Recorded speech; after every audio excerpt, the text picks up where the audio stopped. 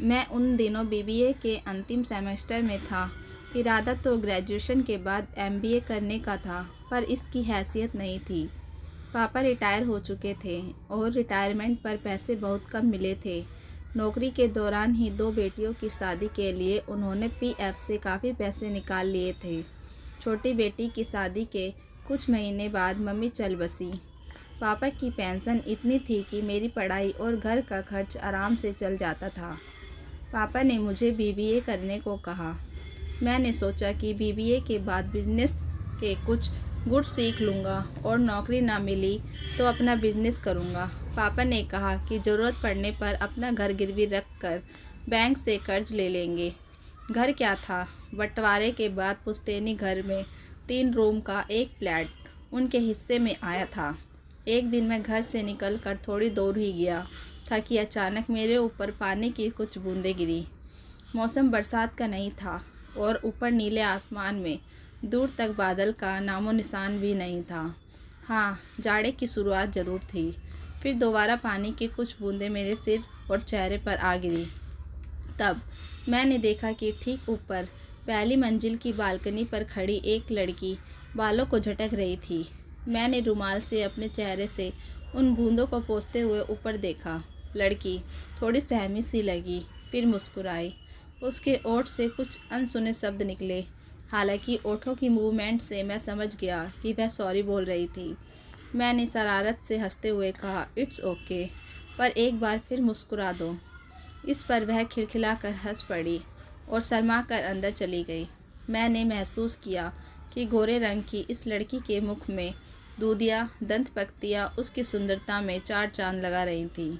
इसके 2 दिन बाद मैं फिर उस रास्ते से जा रहा था तो उस लड़की की बालकनी की ओर देखने लगा। वह लड़की तो वहीं खड़ी थी, पर उसने बालों में तौलिया बांध रखा था। इस बार मैं मुस्कुरा पड़ा तो जवाब में वह खिलखिला उठी। मुझे अच्छा लगा। फिर कुछ दिनों तक वह नज़र नहीं आई। करीब 2 सप्ताह के बाद मुझे वह बाज़ार में सब्ज़ी खरीदती मिली। इत्तेफाक से मैं भी वहीं गया था। दोनों की नज़रें मिली। मैंने हिम्मत कर पूछा, इधर कुछ दिनों से आप दिखी नहीं। हाँ, छुट्टियाँ थीं, मैं दीदी के यहाँ गई थी, आज ही लौटी हूँ। मुझे उम्मीद नहीं थी कि वह पहली मुलाकात में इतनी फ्रैंकली बात करेगी। उसने काफ़ी सामान लिया था और उन्हें 2 थैलों में बांटकर दोनों हाथों में लेकर चलने लगी। मैं एक थैला उसके हाथ से लेना चाहता था, पर वह बोली, थैंक्स, मैं खुद ले लूँगी। आप क्यों तकलीफ़ करेंगे? घर ज़्यादा दूर भी नहीं है। अगर ज़रूरत पड़ी तो रिक्शा ले लूँगी। मैंने उसके हाथ से एक थैला लगभग छीनते हुए कहा, इसमें तकलीफ़ की कोई बात नहीं है। रिक्शा के पैसे बचाकर हम चाय पी लेंगे। चाय की दुकान सामने थी। वहाँ बेंच पर बैग रख कर बोला, भैया 2 स्पेशल चाय बना देना। चाय पीते पीते थोड़ा परिचय हुआ। उसने अपना नाम सुगंधा बताया। उसके पिता नहीं थे और वह माँ के साथ रहती थी। वह बीसीए कर एक प्राइवेट स्कूल में टीचर थी। मैंने भी अपनी पढ़ाई और बिजनेस के इरादे के बारे में बताया। मैंने चाय के पैसे देने के लिए पर्स निकाला तो उसने रोकते हुए कहा, रिक्शा का पैसा मेरा बचा है तो पेमेंट मैं ही करूँगी। मुझे अच्छा नहीं लगा, माना कि अभी नौकरी नहीं थी, पर चाय के पैसे तो दे ही सकता था। चाय पीकर टहलते हुए निकले। पहले उसका ही घर पड़ता था। उसने दूसरा थैला मुझसे लेकर कहा, थैंक्स अनिल जी, मैं और सुगंधा अक्सर मिलने लगे थे। जहाँ तक नौकरी का सवाल था वह सेटल थी। मुझे बीबीए करने के बाद भी कोई मन लायक नौकरी नहीं मिल रही थी। जो ऑफ़र थे उनसे वेतन बहुत कम थे। मैं कुछ अपना ही बिजनेस करने की सोच रहा था। वह मुझे प्रोत्साहित करती रही और ऐसे लोगों के उदाहरण देती जो निरंतर कठिन संघर्ष के बाद सफल हुए। मेरे पास लैपटॉप और इंटरनेट था। मैं दिन भर उसी पर अच्छी नौकरी या वैकल्पिक बिजनेस के अवसर तलाश रहा था। सुगंधा कभी कभी मुझे अपने घर भी ले जाती। उसकी माँ मुझे बहुत प्यार करती थी। एक दिन सुगंधा मेरे घर आई और उसने बताया कि उसके स्कूल में कंप्यूटर लगने जा रहा है और फिर बच्चों को कंप्यूटर सिखाना है। उसी सिलसिले में एक प्रोजेक्ट रिपोर्ट और टेंडर बनाना है। वह चाहती थी कि मैं भी अपना टेंडर भरूं। मैंने कंप्यूटर एप्लीकेशन का कोर्स भी किया था और पढ़ाई के दौरान टेंडर मार्केटिंग की जानकारी भी मिली थी। मेरे पापा भी यही चाहते थे कि इस अवसर को ना गंवाऊं। मैंने टेंडर भरा और इत्तेफाक कहे या सौभाग्य, मुझे पहला अवसर मिला। सुगंधा के स्कूल की शाखाएं हमारे राज्य के कुछ अन्य शहरों के अतिरिक्त अन्य राज्यों में भी थी। उसके प्रिंसिपल इस राज्य के स्कूलों में कंप्यूटर प्रोजेक्ट के इंचार्ज थे। सुगंधा ने कहा, अगर तुम्हारे काम से वे खुश हुए तो अन्य स्कूलों में भी तुम्हें काम मिलने की संभावना है। मैंने कहा, मैं टीचर नहीं बनना चाहता हूँ। कंप्यूटर इंस्टॉल कर नेटवर्किंग आदि एक टीचर और कुछ बच्चों को 2-4 दिनों में सिखा दूँगा। इसके बाद उसे आगे बढ़ाना तुम लोगों की जिम्मेदारी होगी। ठीक है, आप मुझे ही बता देना। मैंने भी कंप्यूटर का कोर्स किया है। मुझे मेरे पहले काम में ही आशातीत सफलता मिली। प्रिंसिपल बहुत प्रभावित हुए और उन्होंने बाकी 11 स्कूलों के लिए टेंडर भरने को कहा। मेरी खुशी का ठिकाना ना रहा। सुगंधा, उसकी माँ और पापा भी बहुत खुश थे। पापा ने तो यहाँ तक कहा, इस लड़की के कदम बहुत शुभ है। इनके पढ़ते ही तुम्हारी ज़िंदगी में एक खुशनुमा मोड़ आया है। क्यों ना तुम दोनों ही मिलकर काम करो। बल्कि मुझे तो यह लड़की बेहद पसंद है, तुम्हारी जीवनसाथी बनने लायक है। सुगंधा की माँ के भी कुछ ऐसे ही विचार थे। मुझे एहसास था कि हम दोनों एक दूसरे को चाहने लगे थे, पर हमने अपनी चाहत को मन में ही दबा कर रखा था। खासकर मैंने, क्योंकि अभी तक मैं अपने पैरों पर खड़ा नहीं था। अब तो बड़ों की इजाज़त मिल चुकी थी, जो खुल्लम खुल्ला मर्यादित और एक दायरे में अंदर इश्क का सिलसिला शुरू हो गया। मुझे बाकी स्कूलों के टेंडर भी मिल गए। तब मैंने अपने घर से ही अपनी निजी कंपनी की शुरुआत की, sunil.com। पापा ने पूछा, यह सुनील कौन है जिसके नाम की कंपनी तुमने खोली है? मैंने उन्हें कहा, सु फॉर सुगंधा और नील आपके बेटे अनिल का नाम, दोनों को मिलाकर सुनील रखा है। अच्छा, तो बात यहाँ तक पहुँच गई है। तब तो मुझे सुगंधा की माँ से बात करनी होगी। सुगंधा को भी मेरी कंपनी का नाम सुनकर आश्चर्य हुआ। मैंने जब उसे इसका मतलब समझाया तो वह हंसने लगी। पापा ने उसकी माँ से मिलकर हम दोनों की चट मंगनी पट शादी करा दी। कुछ ही दिनों में मुझे और काम मिले। मैं अकेले तो सब काम नहीं कर सकता था, इसलिए मैंने 2 नए आदमी रखे। इसलिए अलग ऑफिस के लिए बड़ी जगह की ज़रूरत पड़ी, तो मैंने 2 ऑफिस कैबिन किराए पर लिए। बाहर वाले कैबिन में मेरा स्टाफ और अंदर वाले में मैं खुद बैठता था। कभी कभी सुगंधा भी आकर मेरे साथ कुछ देर बैठती। मैं उसे पाकर बहुत खुश था। मुझे लगा मुझे मेरा मुकाम मिल गया है। शादी के 2 साल बाद सुगंधा गर्भवती हुई। हम दोनों बहुत खुश थे। मैं उसे काफ़ी समय देने लगा था। हर पल आने वाले मेहमान को लेकर सोचता और भविष्य का प्लान करता रहा। इसके चलते बिजनेस पर प्रतिकूल प्रभाव पड़ रहा था। सुगंधा मुझे बार बार आगाह करती कि वह तो आजीवन मेरे साथ है, उसकी इतनी ज़्यादा चिंता करने की आवश्यकता नहीं है और अपने काम पर ज़्यादा समय दे। इसी बीच उसकी माँ चल बसी। दुर्भाग्यवश चौथे महीने में सुगंधा का मिसकैरेज हो गया। वह बहुत उदास रहने लगी थी और डिप्रेशन में चली गई। अब मैं अपना पहले से भी ज़्यादा समय उस पर देने लगा। वह मुझे समझाती कि कुछ दिनों की बात है, मैं ठीक हो जाऊंगी। मैं उसे समझाता कि उसके ठीक होने के बाद ही मैं काम पर जाऊंगा। मेरे प्रोजेक्ट्स डेडलाइन मिस करने लगे थे।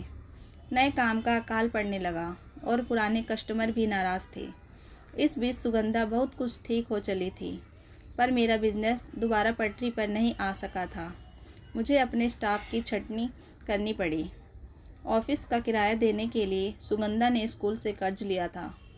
मैं फिर से अपने घर से काम करने लगा, पर काम तो था नहीं, काम ढूंढना ही मेरा काम था। सुगंधा मुझे ढांढस देती और कहती कि काम के लिए और लोगों के पास जाऊं। मैं अपमानित महसूस कर रहा था कि कुछ दिन पहले मैं दूसरों को नौकरी देता था और अब मुझे काम के लिए दूसरों की चौखट पर जाना होगा। मुझे लगा कि सुगंधा इस बात से नाराज़ हुई थी। कुछ ही दिनों के बाद अचानक मेरे जीवन में भूचाल आया। एक सुबह अचानक सुगंधा घर से गायब थी। वह एक लिफाफा छोड़कर गई थी।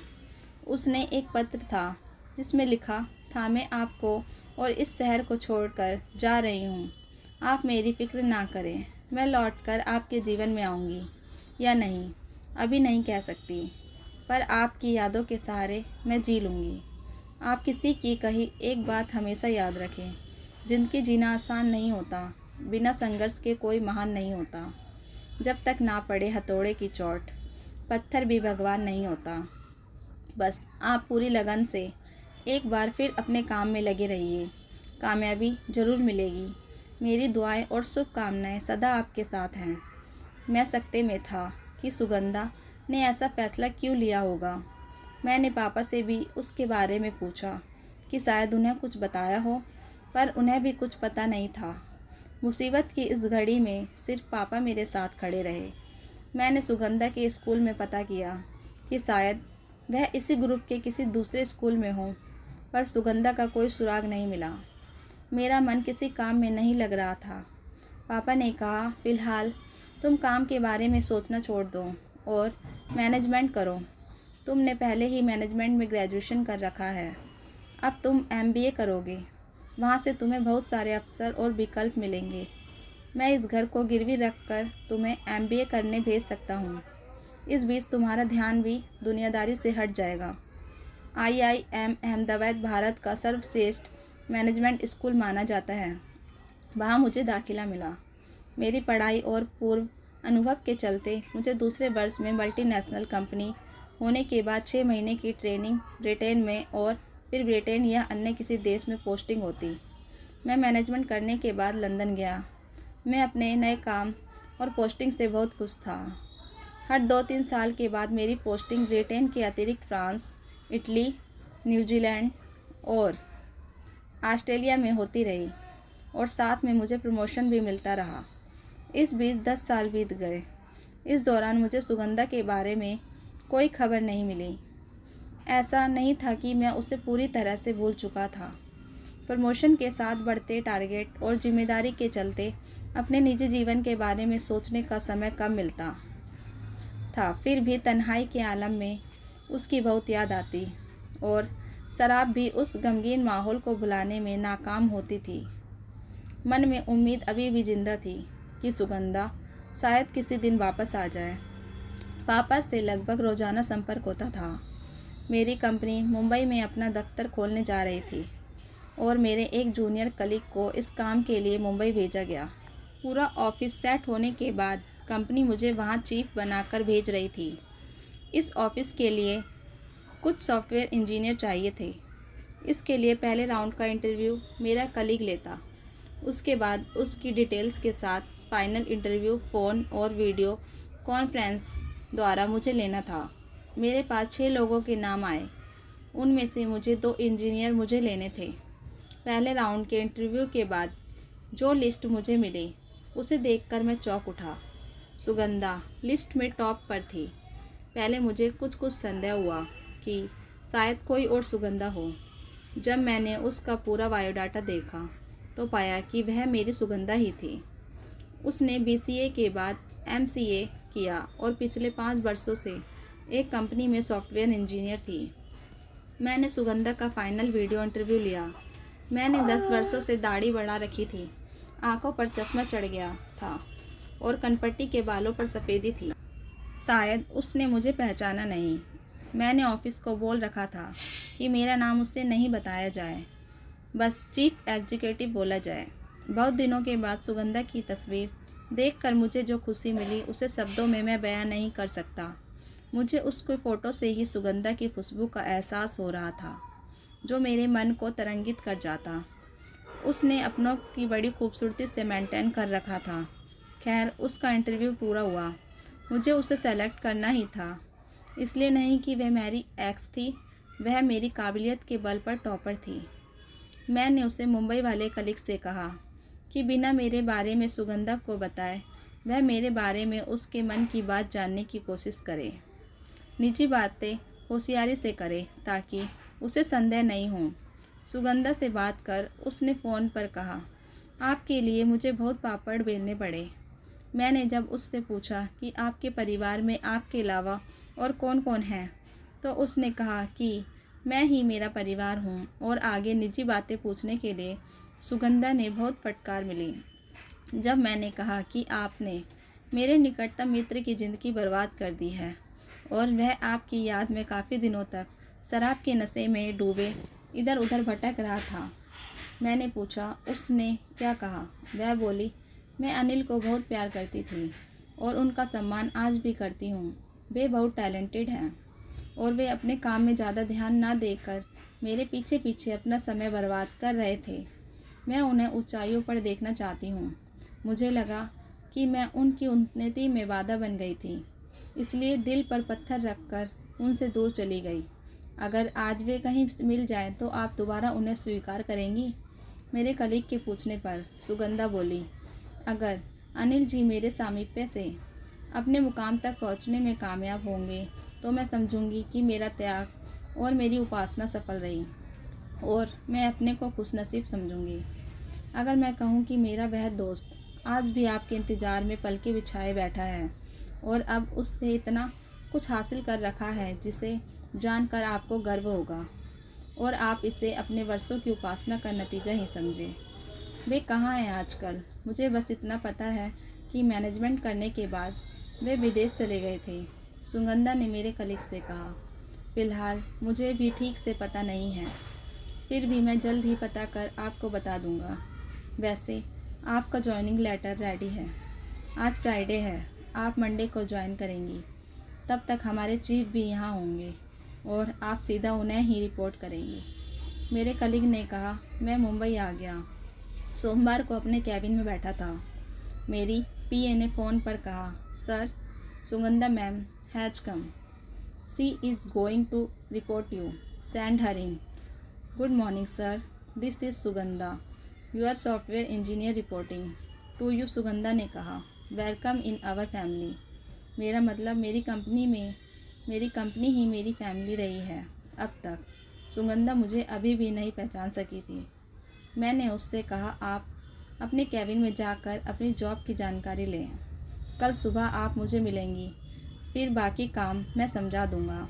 दूसरे दिन सुबह मैंने अपने कैबिन डोर पर अपना नाम प्लेट अनिल कुमार लगवा दी थी। मैं क्लीन शेव्ड होकर अपनी कुर्सी पर बैठा था। सुगंधा नोक कर मेरे कैबिन में आई और मुझे देखकर ठिठक कर खड़ी हो गई और बोली, आप? लगता है तुमने मेरी नेम प्लेट नहीं देखी। मैंने गौर नहीं किया। यह मेरी कंपनी और फैमिली है। आज से तुम भी इसी फैमिली की अति विशिष्ट सदस्य हुई। मुझे उम्मीद थी कि मेरी सुगंधा एक ना एक दिन ज़रूर आएगी, इसलिए तुम्हारे सिवा किसी और के बारे में मैंने आज तक सोचा ही नहीं। मेरे कलीग ने तुम्हारे दूर जाने का कारण मुझे बता दिया था। मुझे तुम पर नाज है और तुम्हें सैल्यूट करना होगा। मैंने उठकर सैल्यूट किया और उससे गले लगाया। मेरा कलीग कैबिन के शीशे के पारदर्शी दीवार से उस पार के यह नज़ारा देख रहा था। उसने मुझे कनखी मारी और हम तीनों मुस्कुरा उठे। तो दोस्तों, इस कहानी को लेकर आपकी क्या राय है? कमेंट बॉक्स में ज़रूर बताएं और अगर कहानी अच्छी लगी हो तो प्लीज़ लाइक करें। अगर आपने हमारे चैनल को अभी तक सब्सक्राइब नहीं किया तो ज़रूर कर लीजिए। तो मिलते हैं ऐसी ही मोटिवेशनल कहानी के साथ। Thank you for watching.